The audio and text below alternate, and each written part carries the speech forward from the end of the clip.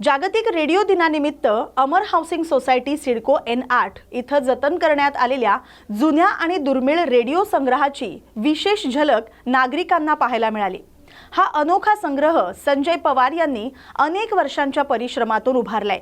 या संग्रहात स्वातंत्र्यपूर्व काळातील लाकडी box radio, valve radio, transistor models तसंच विविध देशातील आकर्षक आणि दुर्मिळ नमुने पाहायला मिळतात। विशेष म्हणजे काही रेडिओ आजही कार्यरत असून त्यातून जुन्या काळातील प्रसारणाचा अनुभव घेता येतो। रेडिओच्या सुवर्ण काळातील बातम्या, गीतं आणि नाट्य प्रयोगांच्या आठवणींना उजाळा देणारा हा संग्रह नवीन पिढीला इतिहासाची ओळख करून देणारा ठरतोय। रेडिओ हा आपल्या सांस्कृतिक वारशाचा भाग आहे। त्याचं जतन व्हावं हा या संग्रहामागील मुख्य उद्देश आहे, असं पवार यांनी सांगितलं। जागतिक रेडिओ दिनानिमित्त नागरिकांनी या संग्रहाला उत्स्फूर्त प्रतिसाद देत जुन्या आठवणी ताज्या केल्या। या बातमीचा आढावा घेतलाय प्रतिनिधी माधव खिल्लारे यांनी।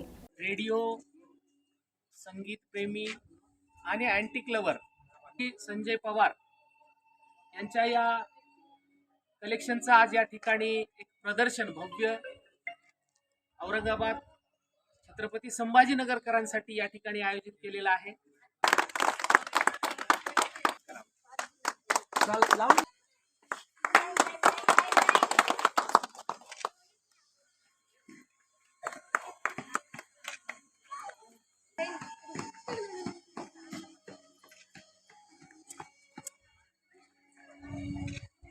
यांचंही आपण पुष्पगुच्छ देऊन स्वागत साहेबराव सोनी, डॉक्टर साहेबराव सोनवणे, आकाशवाणी ठिकाणी बुके देऊन स्वागत करावं। आदरणीय गुरु, पुनश्च एकदा सर्व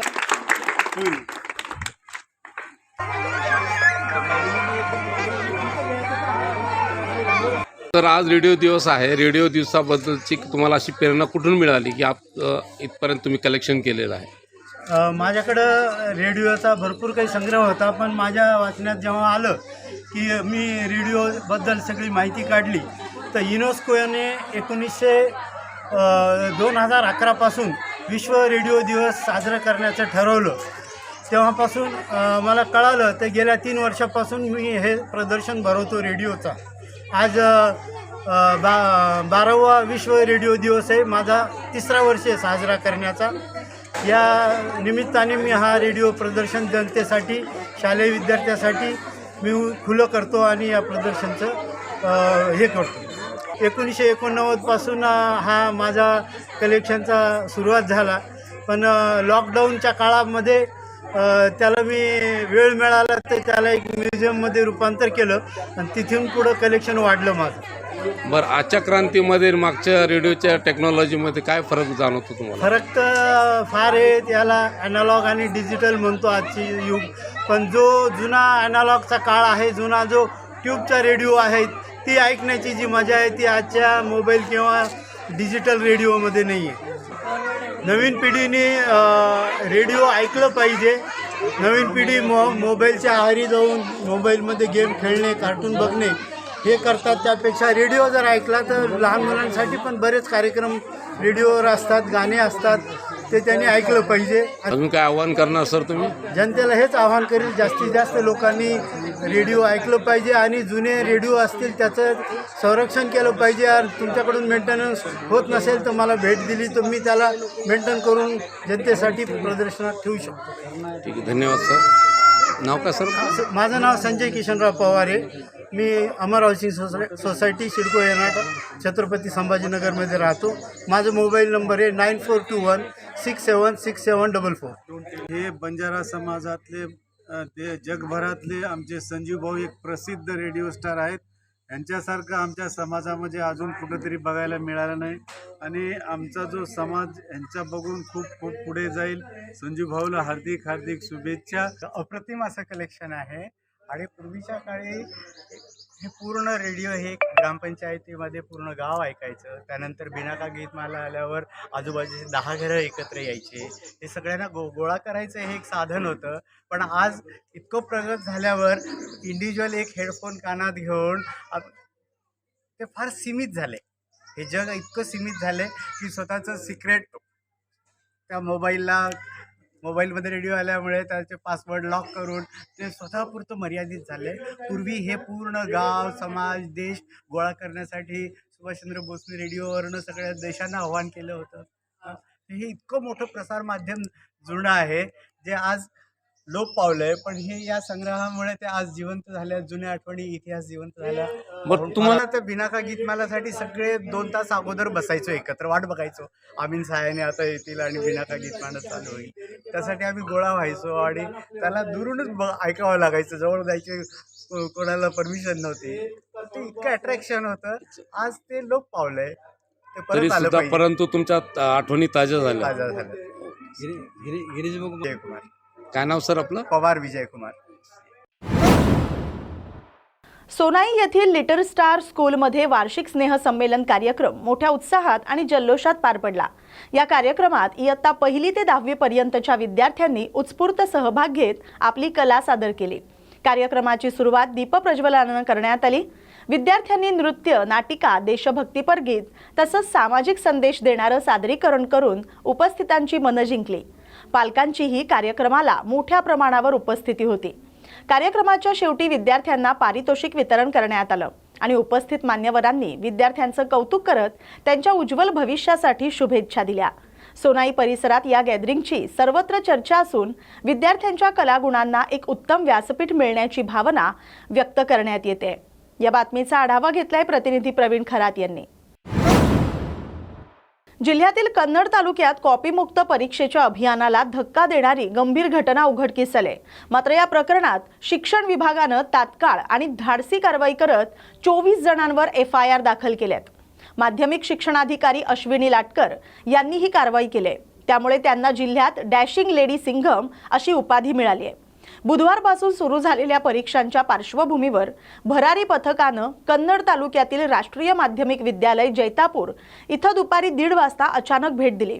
राऊंड दरम्यान विद्यार्थ्यांचं आसन क्रमांक बदललेलं आढळलं. संशय आल्यानं अधिक तपास केला असता काही विद्यार्थ्यांकडे उत्तरपत्रिकेशी संबंधित लिहिलेली कागद सापडले. CCTV फुटेज तपासले असता धक्कादायक बाब समोर आले.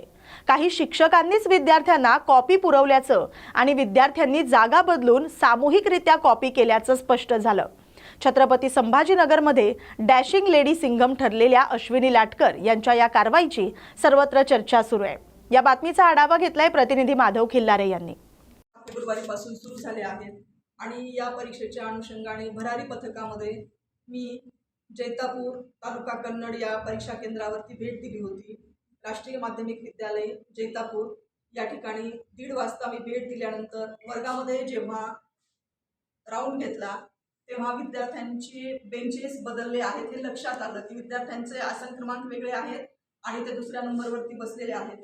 हा काय प्रकार आहे हे जाणून घेण्यासाठी जेव्हा बारकाईने तपासायला सुरुवात केली तेव्हा काही विद्यार्थ्यांकडे काही उत्तरपत्रिकांचे कागद लिहिलेले किंवा कॉपी असलेले काही कागद आढळून आले आणि त्यानंतर संपूर्ण CCTVचं चेक केलं.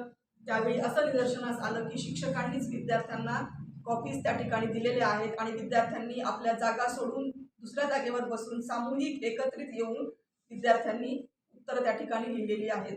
आणि हा प्रकार जेव्हा निदर्शनास आला तेव्हा हा अतिशय गैरप्रकार आहे.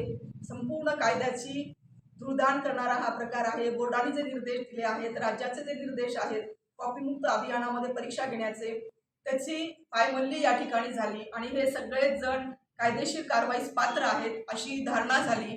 आणि मग याबद्दल वरिष्ठांचं मार्गदर्शन घेऊन त्यांच्यावरती आपण FIR दाखल केले आणि सर्व शिक्षकांना निलंबित करण्याचे प्रस्तावही दाखल केले आणि तात्काळ जिल्हा परिषदेला जे शिक्षक आहेत त्यांचं निलंबन झालं आणि खाजगीच्या शिक्षकांचंही निलंबन 1 दिवसामध्ये होईल. एकंदर किती जणांवरती कारवाईचा पडला? ही कारवाई ही 24 जणांवरती आपण FIR केला आहे. हा FIR Devgaon Rangari police station taluka Kannad या ठिकाणी केला आहे. अगदी FIR नोंदवण्याची प्रक्रिया रात्री 2 वाजेपर्यंत त्या ठिकाणी चालू होती आणि 2 वाजता ही प्रोसेस आम्ही कंप्लीट केली आणि नंतरच ती जागा सोडली. कारण अशी धारणा आहे आपली की दक्षता समिती छत्रपती संभाजीनगर यांच्या आदेशानुसार कुठलाही गैरप्रकार खपवून घेतला जाणार नाही आणि जो कोणी असा प्रकार करेल त्याची कधीही गय केली जाणार नाही. परीक्षा या 100% कॉपीमुक्त वातावरणातच व्हाव्यात यासाठी आम्ही मागच्या 2 महिन्यापासून वातावरण निर्मिती करतो आहोत आणि संपूर्ण वर्षभर यासाठीचे प्रयोग वेगवेगळे आम्ही विद्यार्थी, शिक्षक, पालक यांच्यासाठी केलेले आहेत. कॉपीमुक्तीची शपथही घेतली आहे.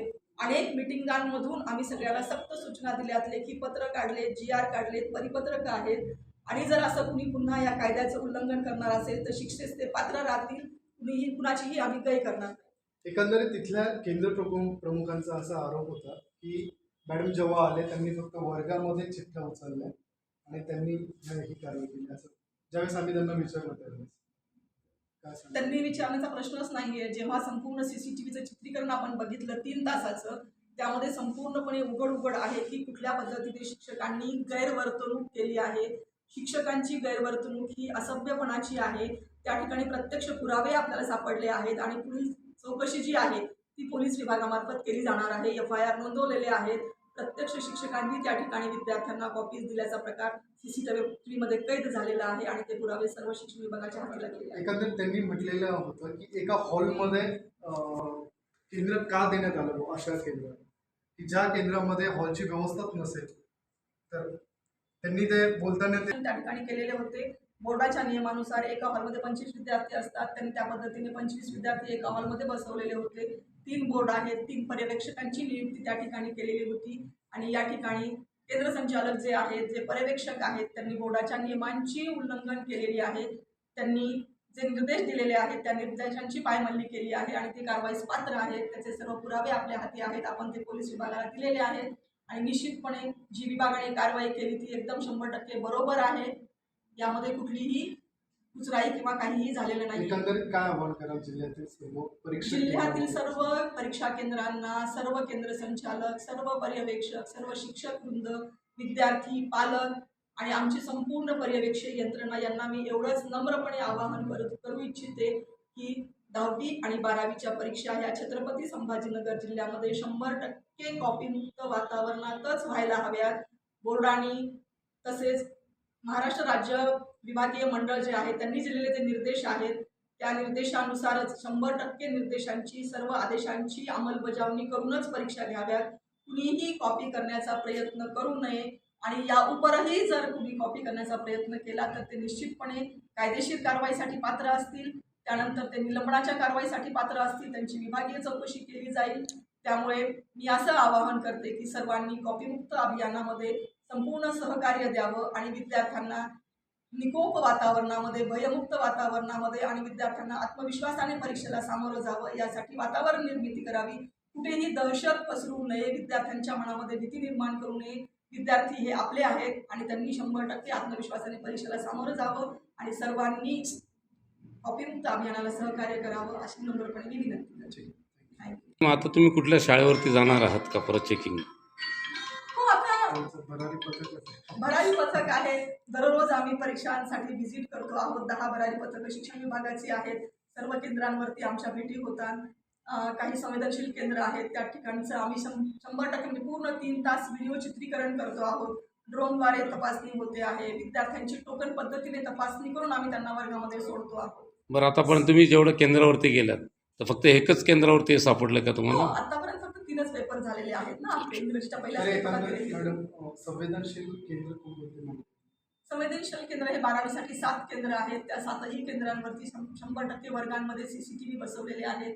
दररोज त्या ठिकाणी आमचं भरारी पथक आहे आणि तशी व्यवस्था ते नियोजन आम्ही 1 डे बिफोरच करतो. कुठल्या केंद्रावरती जायचं आहे आणि काय आहे त्या पद्धतीने नियोजन आहे. आणि शिक्षण विभाग छत्रपती संभाजीनगरने वॉर रूम तयार केली आहे.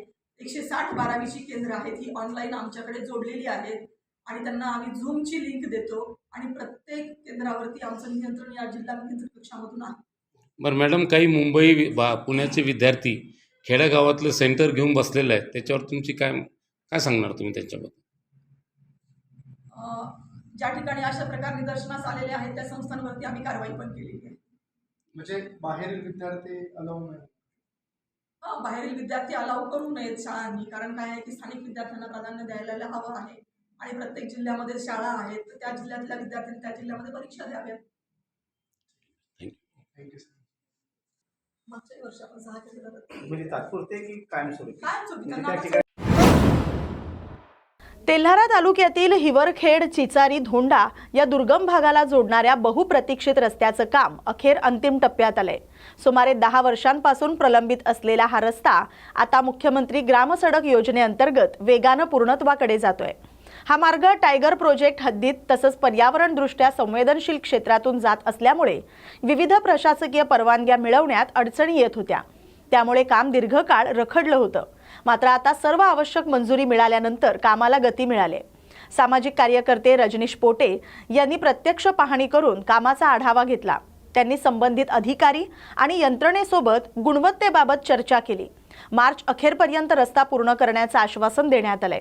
हा रस्ता पूर्ण झाल्यानंतर आदिवासी आणि वन परिसरातील गावांना मोठा दिलासा मिळणार आहे. विशेषतः शेतकरी, विद्यार्थी आणि रुग्णांना वाहतुकीची सोय सुलभ होणार असून दुर्गम गावांचा संपर्क सुधारण्यास मोठी मदत होणार आहे.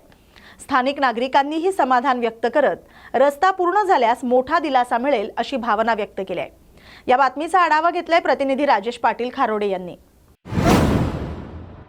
नांदेड इथं भारतीय राष्ट्रीय काँग्रेसच्या ओबीसी विभागाच्या वतीनं 16 फेब्रुवारी 2026 रोजी जिल्हाधिकारी कार्यालयासमोर एक दिवसीय धरणे आंदोलन करण्यात येणार आहे अशी माहिती खासदार रवींद्र चव्हाण यांनी दिली आहे. देशातील विविध प्रश्नांवर पंतप्रधान नरेंद्र मोदी यांनी आपली जबाबदारी स्वीकारावी अशी मागणी या आंदोलनात करण्यात येणार आहे.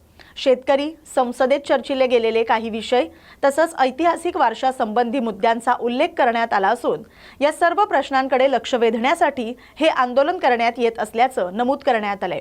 माध्यमांनी या आंदोलनाची दखल घ्यावी आणि नागरिकांनी मोठ्या संख्येने उपस्थित राहावं असं आवाहन ओबीसी विभागाचे पदाधिकारी डॉक्टर यशपाल भिंगे यांनी केलंय. यावेळी काँग्रेसचे उत्तर जिल्हाध्यक्ष राजेश पावडे, जिल्हा महानगर अध्यक्ष अब्दुल सत्तार, काँग्रेसचे नेते पदाधिकारी मोठ्या संख्येने उपस्थित होते. या बातमीचा आढावा घेतलाय प्रतिनिधी मोहम्मद रफिक यांनी. चुकीचं नाहीये, राजकारणात काही होऊ शकते, पण याच्यामध्ये मला वाटतं की पुढील काळामध्ये भाजपची बरीच मंडळी काँग्रेसमध्ये येणार आहेत आणि कोणती मंडळी येणार आहेत आम्ही तुम्हाला योग्य वेळी सांगू. आणि उद्या 16 तारखेला नांदेड शहर व जिल्हा काँग्रेस कमिटीच्या वतीने आम्ही कलेक्टर कचेरी समोर धरणे आंदोलन करत आहोत. 11 ते 3च्या दरम्यामध्ये त्याच्यामध्ये जी वेस्टर्न फाईल जे मुद्दे आहेत त्याच्यामध्ये अमेरिकेसोबत जो केलेला करार आहे आणि त्याच्यामध्ये जे अहिल्याबाई होळकर यांनी जे मणिकर्णिका घाट त्या ठिकाणी वाराणसीला उभारला होतं ते पाडण्याचं काम या भाजपधारी सरकारनं त्या ठिकाणी केलेलं आहे. असे अनेक मुद्दे त्या ठिकाणी धरणे आंदोलनामध्ये आम्ही उपस्थित करणार आहोत आणि 16 तारखेला सर्व नांदेड जिल्ह्यातील काँग्रेसचे पदाधिकारी त्या धरणे आंदोलनात उपस्थित राहतात.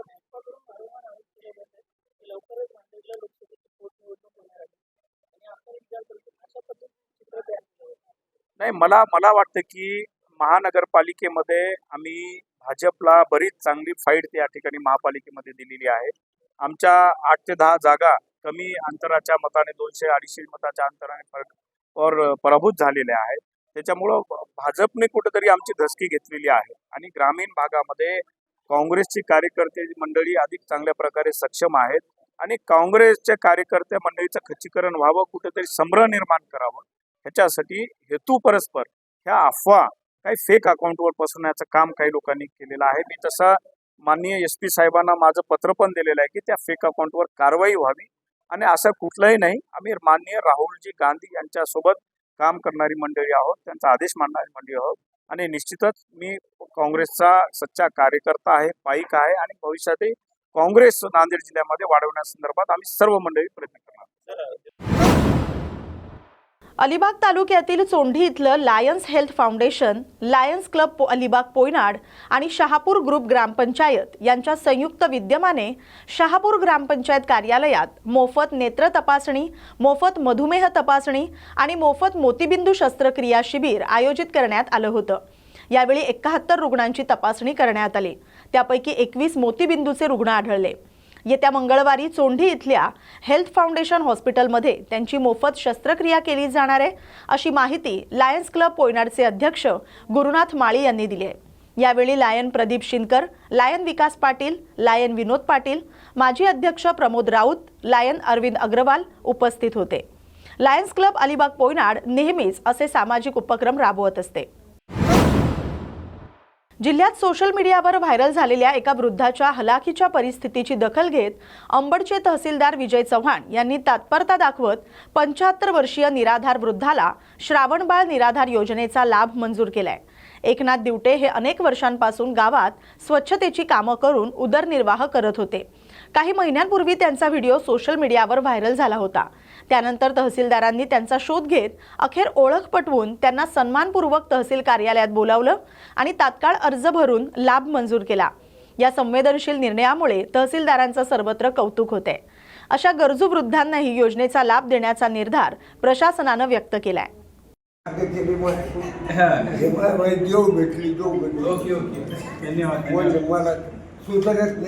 नाही आता चिंता करू नका, तुमच्यासाठी आम्ही आहे। त्याच्यामुळे की काल सगळ्या पोलीस पाटलाला पण सांगितलं असे लोक जे असतील त्याला माझ्याकडे घेऊन या म्हणून सांगितलं। त्याला सुद्धा करून देतो म्हणलं ना। तुम्ही काय करा, पुढच्या वेळेस त्याला घेऊन या, त्याला सुद्धा करून देतो। अजून कोणी असेल त्याला सांगा, त्याला पण करून देतो। बसा, तुम्ही चहा पाहतो, थांबा। अरे पाया पडू नका, बसा। नाही आता होऊन जाईल। मला पुढच्या महिन्यात पोरग मेल्यापासून मी 8 महिने झालो तो कितीवाला लागली एकच होतं बघ मधून गेलं। वाचीच्या बाबाचा नाथ जावई वाचीची बाबा। अच्छा, हा मैसुरी बर। हा मेली ती वाचीची बाबा। मला फक्त तुमची माहिती मिळाली होती म्हणून मी 6 महिन्यापासून तुमचा शोध घ्यायलो। काल मला कळालं पोलीस पाटलाकडून। हा त्याला मला सोडलंच नाही। हा मी त्याला सांगितलं होतं सोडलं तर बघा म्हणलं तुमची पोलीस पाटील मी घालतो म्हणून। त्यांनी आणलं, त्यांनी चांगलं, त्यांचं पण अभिनंदन पोलीस पाटील। बस आता तुम्ही लगेच करून हा आणि संरक्षण तो खाल्या गावात वरल्या गावात बाजारचे पैसे भेटायचे बर। हा सरपंच देते तेव्हा। हा मी 6 महिन्यापासून तुमचा शोध घ्यायलो पण कोणी जात नाही। खरं आहे तुमचंच खरं आहे साहेब। तुम्हाला आता पुढच्या महिन्यापासून 2,500 रुपये महिन्याला भेटतील। बरं। हा आणि ते पैसे तुमचे तुम्हीच घ्यायचे, कोणाला द्यायचे नाही। कोणी घ्या मग बाहेरचा नाही, बाहेर ते पोरं वगैरे नाही, बाहेरच्याला कोणाला द्यायचं नाही, तुमच्यासाठीच वापरायचे ते। पुढच्या महिन्यात येऊ ना, जर नाही पैसे भेटले माझ्याकडे डायरेक्ट द्यायचं, कोणाला भेटायचं नाही। मला लक्षात आलं नाही ते। हा त्याला आणा, हा मला मग त्याच्यासोबत इथंच यायचं। हा त्याच्यासोबत इथंच यायचं। 2,500 रुपये पुढच्या महिन्यापासून मिळतील तुम्हाला। ठीक आहे, काय नाव तुमचं? एकनाथ दिवटे। मी 6 महिन्यापासून तुमचा शोध घ्यायलो। कागद पाहिजे म्हणून मी 2-3 वेळेस म्हणलं पण कोणी नाही आणला। काल मी तण केलं त्यांना, नाही आणलं तर तुम्ही बघा म्हणून सांगितलं। अजून कोणी असेल तर सांगा, मी त्यालाही देतो। आता चहा पिऊन जा। माझा भाऊ आधार कार्ड हरवून गेलं तेव्हा त्याला घेऊन या, मी आधार कार्ड काढून देतो इथून। असं का? त्याला हा सगळं मिळते। त्याला घेऊन तर या, बघू आपण घेऊन या त्याला। ये ना पाहिजे घेऊन या त्याला करतो। ठीक आहे, घेऊन या त्याला पण आधार कार्ड देतो। आता तुम्ही एक पोरग मोजून गेले साहेब, घर पडते कुत्री तुम्हाला घरकुल सुद्धा पाहिजे असेल तर घरकुल आहे। घरकुल सर त्यांचं घरच नाही, त्यांना घरकुल कुत्री मागून सारं गाव नाही। आता तुम्ही काय करा, पुढच्या वेळेस मी जामखेडला आलो तुमच्या घरी येऊन जातो। पोलीस पाटलाचा नंबर आहे माझ्याकडे, फोन करून तुमच्या घरी येऊन जातो। खोटं कधी बोललो तर मग काय नाही, मला माहिती आहे म्हणून तुमचा शोध घेतला ना।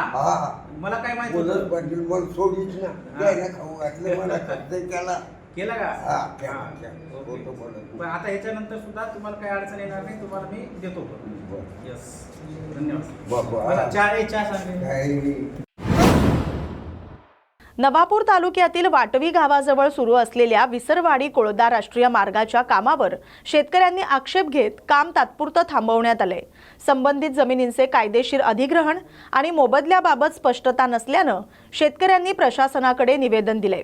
शेतकऱ्यांच्या म्हणण्यानुसार 7/12 उतार्यावर नोंद असतानाही कोणतीही पूर्वसूचना किंवा मोबदला न देता काम सुरू करण्यात आले। आम्ही विकास कामांना विरोध करत नाही, मात्र आमच्या उपजीविकेचा प्रश्न महत्त्वाचा आहे अशी भूमिका त्यांनी मांडली। प्रशासनानं या प्रकरणाची दखल घेत योग्य ती कायदेशीर प्रक्रिया पार पाडून पात्र शेतकऱ्यांना न्याय्य मोबदला देण्याबाबत सकारात्मक भूमिका घेण्याची अपेक्षा व्यक्त करण्यात आली। दरम्यान प्रशासनाकडून लवकरच घटनास्थळी पाहणी होण्याची शक्यता आहे। चर्चेतून तोडगा निघेल अशी आशा व्यक्त केली जाते। नंदुरबार ते विसरवाडी रस्त्याचे काम चालू आहे। इथं तुम्ही पाहू शकता हजारोंनी शेतकरी आलेले आहेत. शेतकऱ्यांना एक भीतीचं वातावरण आहे, कारण की त्यांच्या सातबाऱ्यावरती त्यांच्या शेतकऱ्यांची नावं आहेत. आमचा एक आदिवासी जिल्हा आहे, सगळे आदिवासी शेतकरी आहे, त्यांना शेतीशिवाय दुसरा काही पर्याय नाही. आणि काही एवढे शेतकरी आहे ज्यांना की रस्त्यामध्ये त्यांची पूर्ण शेती जात आहे आणि सातबाऱ्यावरती शेतकऱ्याचे नाव आहे. आणि हे प्रशासक जे रस्त्याचे काम चालू आहे हे पूर्ण शेतामध्ये घुसून जात आहे. तर कुठल्याही शेतकऱ्याला विश्वासात न घेता हे काम चालू झालं आहे, जेणेकरून आमच्या शेतकऱ्यांना जे शेतामध्ये जमीन जात आहे ज्या शेतकऱ्याची, त्यांना प्रत्येकाला मोबदला भेटला पाहिजे. त्यांना विश्वासात घेऊन एक कलेक्टर मॅडम असो का तहसीलदार साहेब असो का आमदार साहेब असो खासदार साहेब सगळ्यांनी बसून त्यांना विश्वासात घेऊन एक मीटिंग घ्यायला पाहिजे. आणि जे शेतकऱ्यांचे इथं नुकसान जात आहे त्यांना पूर्णपणे शेतकऱ्यांना शेतीचे भरपाई भेटली पाहिजे अशी शेतकऱ्यांची मागणी आहे. अन्यथा सगळे शेतकरी आंदोलन करणार आणि हे काम बंद करणार असं सगळ्या शेतकऱ्यांनी ग्वाही दिलेली आहे. कलेक्टर मॅडम असो सगळ्यांना विनंती आहे की आमच्या शेतकऱ्यांना न्याय भेटला पाहिजे अशीच आमची विनंती आहे, जेणेकरून आम्हाला शेतीशिवाय दुसरा कुठलाही पर्याय नाही. आम्ही शेतीशिवाय काही आम्हाला दुसरा पर्याय नाही. आम्ही कुठे शेतीवरतीच अवलंबून आहे आणि भरपूर लोक आहे की काही लोक त्यांची पूर्ण शेती जात असल्यामुळे. तर कलेक्टर मॅडमला आमची विनंती आहे की आमच्या आदिवासी शेतकऱ्यांना न्याय भेटला पाहिजे, जेणेकरून हे रस्त्याचे काम चालू आहे हे थांबवून द्या आणि आमच्या शेतकऱ्यांना मोबदला भेटला पाहिजे अशीच आमची विनंती आहे. हे हायवेचे काम चालू असताना आम्ही विश्वरवाडी ते भादवडपर्यंत जेवढे शेतकरी आहेत त्या कोणालाच नोटीस वगैरे दिलेले नाही आहे. नोटीस वगैरे दिलेले नाही आहे तर त्याच्यात त्याने कोणत्या प्रकारे म्हणजे भूसंपादन कामी अधिसूचना प्रसिद्ध झालेली नाही आहे. हरकती एकूण घेण्याची प्रक्रिया झालेली नाही आहे. पुरस्कार अवॉर्ड झालेले नाही आहे. कोणताही मोबदला अथवा पुनर्वसन झालेले नाही आहे. म्हणजे जेवढं जे आमची शेती गेलेली आहे, जेवढं त्यांचं रस्त्यामध्ये जे शेतकऱ्यांचं शेती गेलेली आहे, जेवढं क्षेत्रफळ गेलेलं आहे त्याच्यामध्ये आतापर्यंत काही मोबदला मिळाला नाही आहे. आणि जो काम चालू आहे त्या काम चालू करताना कोणताही शेतकऱ्याला नोटीस वगैरे दिलेले नाही आहे. मागील 50 वर्षाच्या पूर्वीपासून आतापर्यंत कोणाला काहीच दिलेले नाही आहे. आणि आम्ही जेव्हा निवेदन द्यायला गेलो होतो धुळ्या या ठिकाणी माननीय अभियंता साहेबाला, त्याचं म्हणणं असं होतं की हे आमचं जागा आहे, आमचं जागा आहे. तर तुमचं जागा आहे, हे तुमचं जागा आहे तर तुमचे 7/12 दाखवा. कारण तुमचे 7/12 असेल तर ते आम्हाला दाखवा आणि आमचे 7/12 आहे ते आम्ही दाखवू. कारण कोणत्या प्रकारे तुम्ही मोजमाप केलेले नाही आहे, कोणाला नोटीस दिलेले नाही आहे, कोणाला मोबदला दिलेला नाही आहे. म्हणून आम्ही सगळं जे शेतकरी आहे ते वाटवी या ठिकाणी आम्ही काम बंद करायला आलो आहे. आधी आमचं जे मोबदला द्यावं, नुकसानीचे भरपाई द्यावं माननीय प्रशासनाने, कॉन्ट्रॅक्टर साहेबाने, त्याच्यानंतर हे तुम्ही काम करा. कारण आम्ही असं विनंती करत आहे की जर शेतकऱ्याची नुकसानीची भरपाई दिलेले नाही आहे, मोबदला दिलेले नाही तर आम्ही शेतकरी भुका मरू. कारण आमची शेती जात आहे, आमच्या उपजीविकासाठी शेती जी आहे. इथे आम्ही रीतशीर लिहिलेलं आहे, शेतकऱ्यांचं उपजीविका साधन हरवले जाईल. कारण तुम्ही नाही दिलं तर आमचे शेतकऱ्यांचं साधन आहे, आमची शेती जी आहे ती हरवले जाईल. शेती विहीर झाडे घरे त्याचे नुकसान झालेले आहे त्याचे मोबदला मिळायला पाहिजे. सरकार सांगत आहे की सरकार म्हणजे माननीय अभियंता साहेब सांगायचं की आम्ही धुळे या ठिकाणी गेलो तेव्हा तुम्हा शेतकऱ्यांना द्यायला बजेट सरकारकडे नाही आहे. तर आम्ही त्यांना असे विनंती केली की तुमच्याकडे बजेट नाही आहे तर काम बंद करा. कारण कॉन्ट्रॅक्टर साहेबाला तुम्ही बजेट देत असेल, आमचे नुकसान होत आहे त्याच्याकडे म्हणजे लक्ष नाही असेल तर आम्ही त्याच्या आधी आम्ही माननीय या नंदुरबार जिल्ह्याचा कलेक्टर मॅडमला आम्ही पत्र दिलं.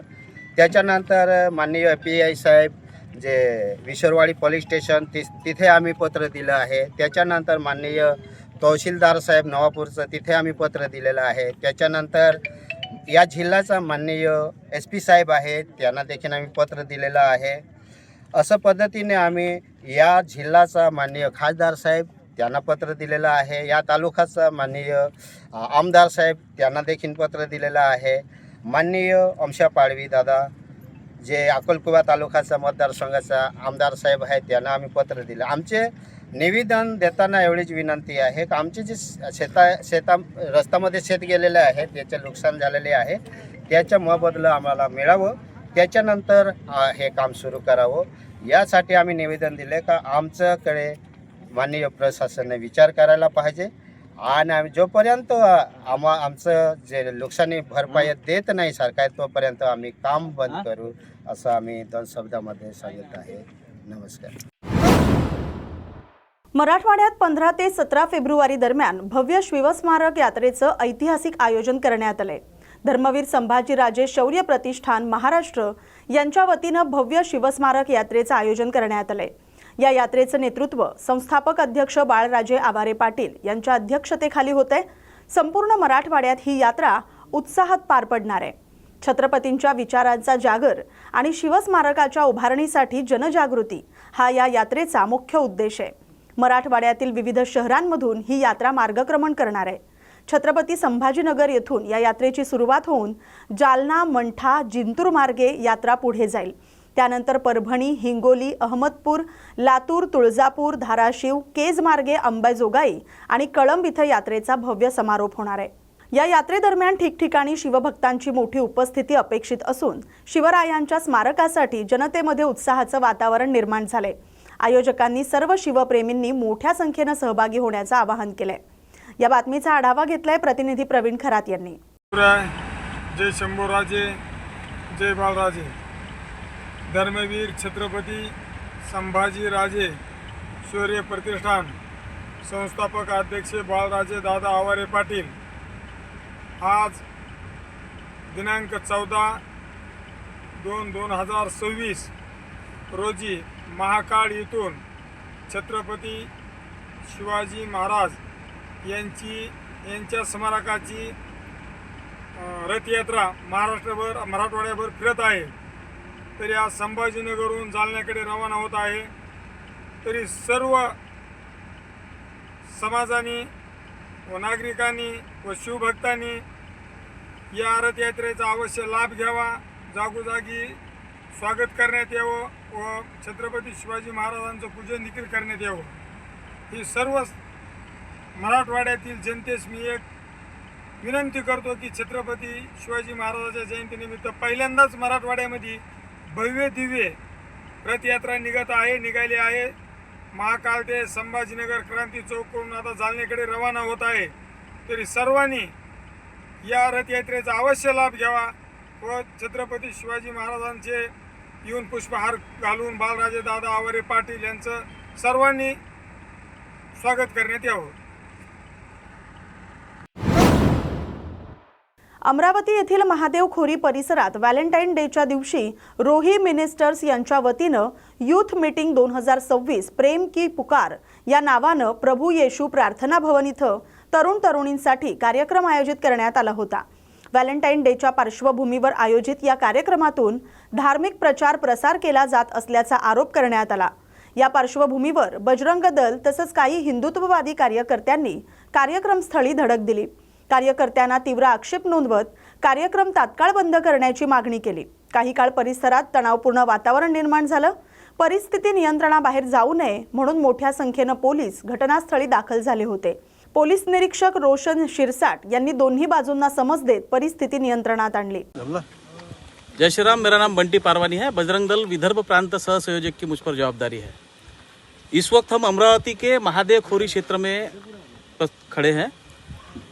कल से ही सोशल मीडिया पे एक पोस्ट वायरल हुई थी जिसमें युवा प्रवाह यूथ मीटिंग के नाम से वो वायरल हुई थी न्यूज़. उसमें लिखा था प्रेम प्रवाह, युवक युवती भारी संख्या में यहाँ पर आओ, यहाँ नाश्ता फ्री है, खाना फ्री है और अपने साथ औरों को भी संदेश दो कि यहाँ इस जगह पर आना चाहिए.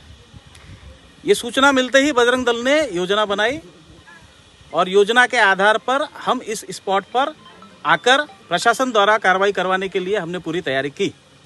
प्रशासन ने भी सतर्कता बरतते हुए स्पॉट पर यहाँ आए और उन्होंने जिस प्रकार से ये कार्यक्रम देखा तो खुद उन्होंने इस कार्यक्रम को रोक लगाई और यहाँ फिजरपुरा के पीआई साहब के साथ उनका पूरा बंदोबस्त यहाँ उपस्थित है स्पॉट पर, और यहाँ पर जो भी कार्यक्रम चल रहा था उस कार्यक्रम को उन्होंने रोकने लगाया है। ये अच्छी बात है कि प्रशासन ने अपनी सूझबूझ से, समझदारी से यहाँ अच्छी कार्रवाई की। मुझे ऐसा लगता है कि इस प्रकार से युवाओं को बहकाने का विषय पूरे शहर भर में कहीं ना कहीं इस प्रकार के विषय शुरू है। ऐसे विषयों पर रोक लगनी चाहिए।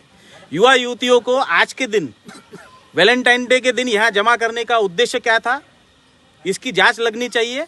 और क्यों इन युवाओं को एक साथ एकत्रित करने के लिए आह्वान किया गया, क्यों इनको नाश्ता और खाना फ्री में देकर यहाँ बुलाया गया, इस प्रकार की सारी विषयों की जानकारी प्रशासन द्वारा यहाँ मालूम पड़नी चाहिए और इन पर उचित कार्रवाई होनी चाहिए। जय श्री राम। पास्टर संजय दिवे, रोही मिनिस्ट्रीज अमरावती, महादेवखरी भागामध्ये हे आमचं प्रार्थना भवन आहे, रजिस्टर्ड आहे। आणि आजचा जो दिवस आहे व्हॅलेंटाईन्स, आणि आजच्या दिवशी तरुण लोक भटकले नाही पाहिजे, त्यासाठी आमचा आज एक यूथ मीटिंग होती आमची, ज्याच्यातून आम्ही त्यांना सांगतो की खरं प्रेम हे जगातलं प्रेम नाही आहे, परंतु खरं प्रेम हे दैवी प्रेम आहे, देवाचं प्रेम आहे। आणि आम्ही आज त्यांना एकत्र करून देवाच्या प्रेमाविषयी त्यांना सांगतो। आणि जगातलं प्रेम कसं फेक आहे, क्षणिक आहे, ते त्याच्याविषयी त्यांना मार्गदर्शन करतो। त्यानंतर शिक्षणावर फोकस करावा आणि शिक्षण आपलं पूर्ण करावं, करिअर बनवावं, त्याच्यावर आमचा आज एक कार्यक्रम होता। परंतु आज या ठिकाणी पोलीस प्रशासन आलेले आहेत आणि त्यांनी आम्हाला सांगितलं की बजरंग दलचे काही लोक येऊन काही नासगोस करतील किंवा त्रास देतील, त्यासाठी त्यांनी आम्हाला रिक्वेस्ट केली की आजचा कार्यक्रम तुम्ही थोडा स्थगित करा।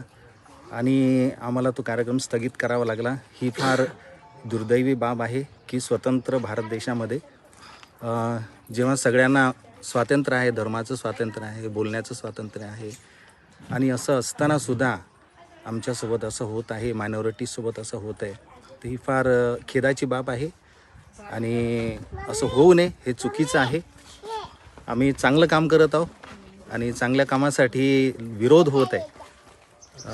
जे कोणी असं काम करत आहेत, देव त्यांना आशीर्वाद देव, त्यांना बुद्धी देव की त्यांनी आपली शक्ती, आपलं ज्ञान चांगल्या गोष्टीला लावावं, विध्वंसक कामामध्ये नाही।